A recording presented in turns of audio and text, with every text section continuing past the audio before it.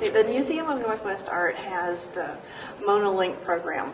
I think it's a fairly unique program in that it connects the classrooms with the museum. Hey, look what I did. We're teaching not only the children VTS, but we're teaching their teachers a different way of teaching, so that the teachers are not necessarily trying to pull particular answers out of the children. They're asking them to really take a big picture. Elena? I think there's a storm. A what? It looks like that there's a storm. It's a storm? What are you seeing that makes you say it's a storm? Because it's making everything knock down. The children respond to that naturally. It's the way they naturally learn. They're not instinctively drawn to memorize things. They're instinctively drawn to be curious and to try to decode things and to ask each other what's going on and to learn to work as a team. Emma, what do you think this is? If it's the ocean, I think that big, loud color would be fish, but if it's something else, then I don't know what it would be. Maybe like the seaweed, just like kind of cool. Maybe logs from a waterfall coming down because maybe a tree fell in or broke or something. Yeah.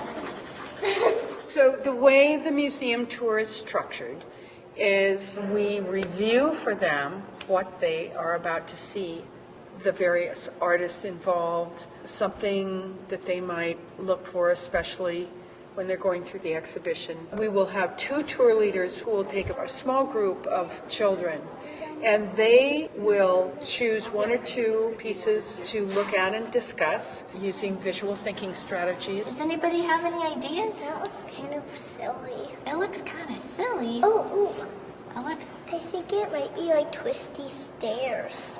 Okay. Every exhibition has a different hands-on activity that, as I said, relates to one of the exhibitions. It could be from the permanent collection, it could be shape, it could be color, it can be collage. And what we're doing right now is a clay project. It's in relation to Alan Moe's wonderful exhibition of his castings of sand, where we talk about the whole art element of texture. And on each of the tiles, they experiment with all of the different tools we have down there. There are natural tools, shells and pine cones, pencils to draw. Using the Alan Moe work as a kind of takeoff, looking at pattern, looking at repetition, and then looking at the very feel of something. I'm going to go like this. How many rows do you have here, Dakota? Should we count? They're doing the race. 4, 5. So are you excited to do multiplication when you get to 3rd grade? How about if you get to do multiplication and make art at the same time? So part of the program is we go to the classrooms 3 times a year and teach art lessons that connect to their academic subjects.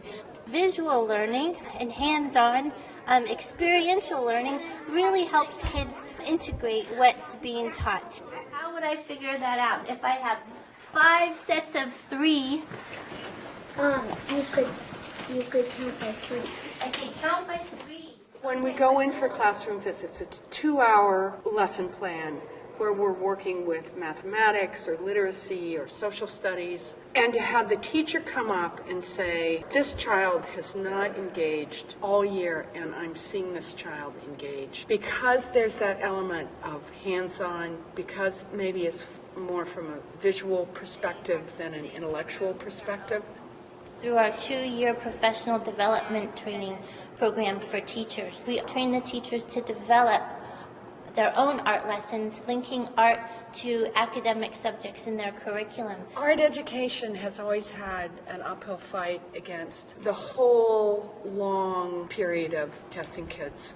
In some ways, some of the irony of that is that a strong visual program, a strong hands-on program, helps buoy those test scores. I see the MoNA Link program as at least allowing children to look at art, to discuss art, to make art. Every 3 months, the kids can come in and have access to that.